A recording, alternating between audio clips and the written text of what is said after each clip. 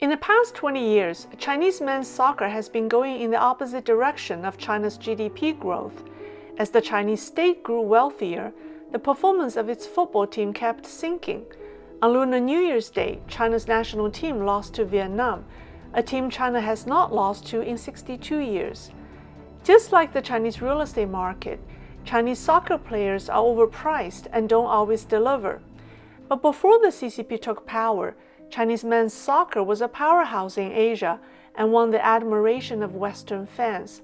Their talent, work ethics, and sportsmanship remind us what the people of China were like before the CCP. Hello, I'm Lei. Welcome to Lei's Real Talk. In the 1980s, China's soccer team was a giant in Asia, with Saudi Arabia and Iran being its only opponents.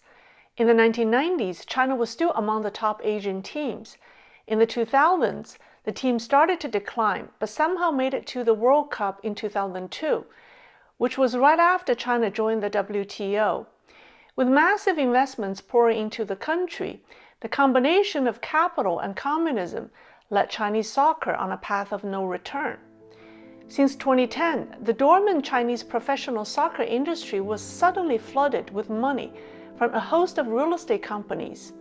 Teams were named after Evergrande, Greenland, China Fortune Land Development, as well as internet giants Suning and Alibaba. Guangzhou has one of China's oldest football teams, and in 2010 it was renamed Evergrande Guangzhou Football Club after the developer spent 100 million yuan. Very quickly, Chinese professional football became just like Chinese real estate, overpriced and overhyped. The average player's salary in the Chinese Super League reached $1 million in 2019. The president of the Chinese Football Association said on December 14, 2020, "Top-tier Chinese football players' salaries are 5.8 times that of the Japanese players and 11.6 times of the South Koreans." But China's men's national team has not been to a world tournament for 15 to 20 years and ranks number 9 in Asia and number 77 in the world. On Lunar New Year's Day, when China lost to Vietnam, which ranked last in the FIFA qualification group, Chinese fans were heartbroken. Some smashed the TV sets after watching China lose. FIFA, or Federation of International Football Association, acknowledged in 2004 that football originated in China 2,300 years ago as a military sport. This may explain why the sport is popular in China, and it didn't start just now. From 1913 to 1934, China's soccer team won 9 out of 10 championships at the Far Eastern Games. The Chinese football team made its first overseas tour nearly 100 years ago.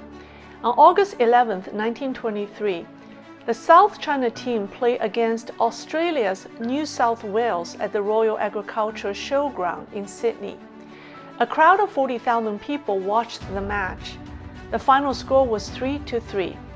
In this game, 17-year-old Li Huitang scored 3 goals. A local Sydney newspaper praised the 6-foot-tall Chinese youth with a caricature. Li was awarded a gold medal for best performance.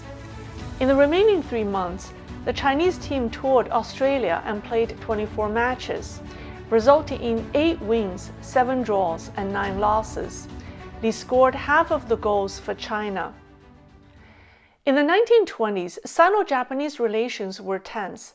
From the Mukden incident in 1931 to the start of the Sino-Japanese War in 1937, winning the Japanese was especially significant to Chinese players.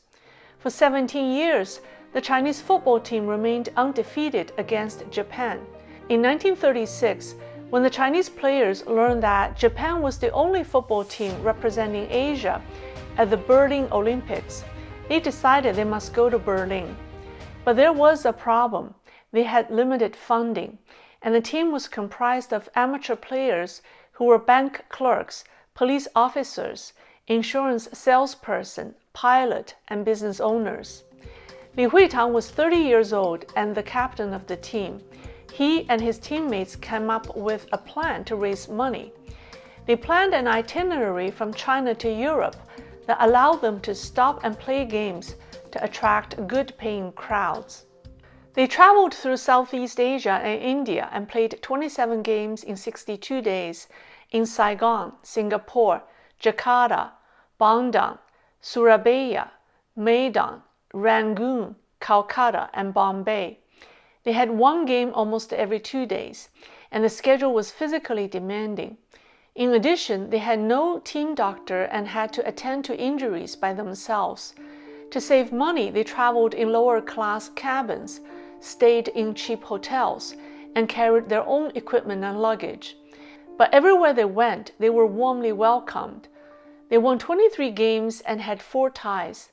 The highlight was an 8-3 victory over the British Army team in Rangoon. They had raised 200,000 Hong Kong dollars by the end of the tour.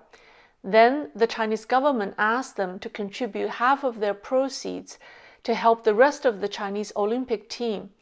These young men selflessly donated 100,000 Hong Kong dollars to help the other 47 Chinese Olympians to go to Berlin. On July 23, 1936, they arrived in Berlin. The next day, they played against a strong team, Great Britain. There was an audience of nearly 8,000.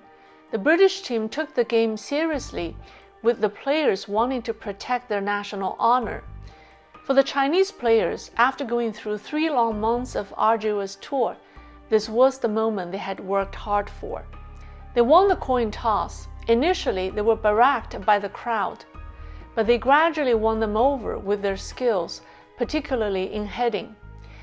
The Chinese team successfully had the ball in the British net during the first half, but the referee raised his whistle. Infringement by another Chinese player, no goal, and free kick for Britain.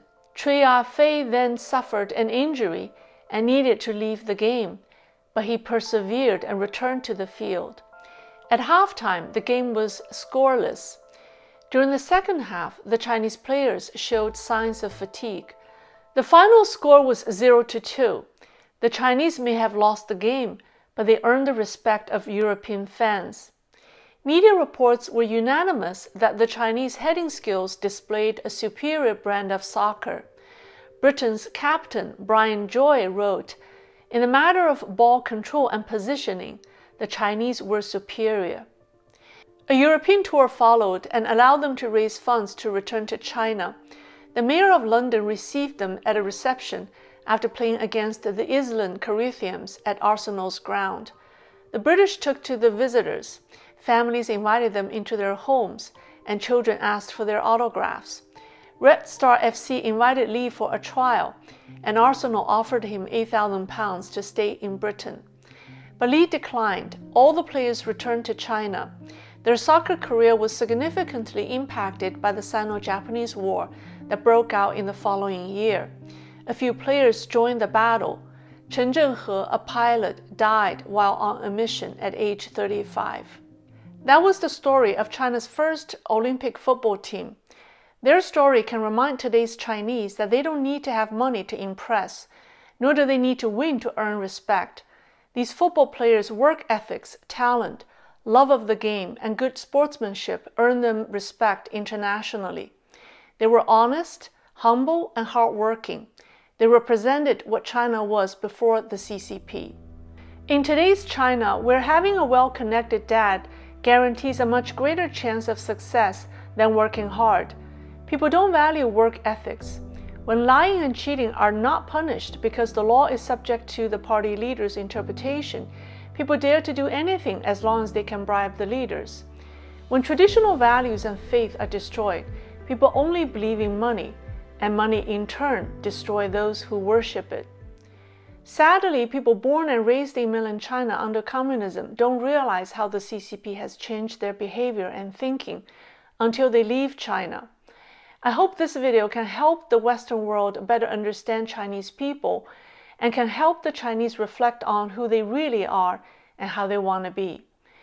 As an end note, Li Huitang retired at age 43 with 1,260 career scores.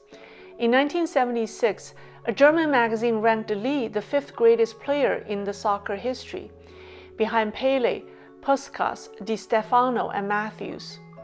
This is part 2 of a series called China Before the CCP. Here's part 1, and the other video is called Why Chinese have bad manners. That's all for today. I thank you for watching. See you next time.